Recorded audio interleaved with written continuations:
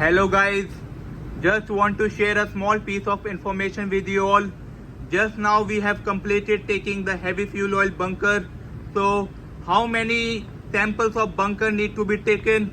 According to the rule, minimum of 4 samples need to be taken in a bottle of not less than 400 ml. On our ship we are using the bottle of 750 ml, so we are using this bottle.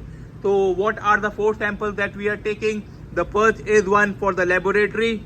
The second one is for the vessel that has to be retained on the ship.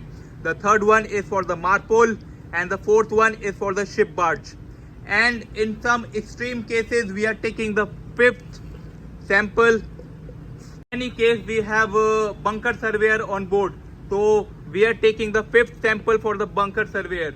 So these are the 5 piece of samples, and out of all these the most important sample is the one which is going to the laboratory, because when we are sending this sample to the laboratory, the lab is sending the fuel testing report. This is the report from the last time.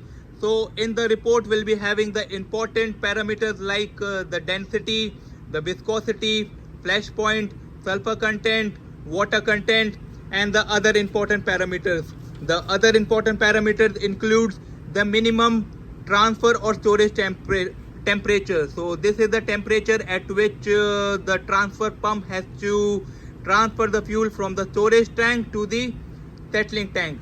The another important parameter is the temperature at separator inlet, that is the purifier temperature.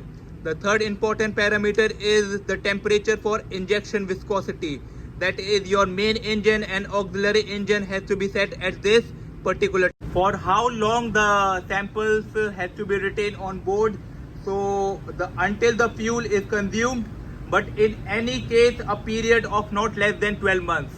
So that's it guys, thank you for watching.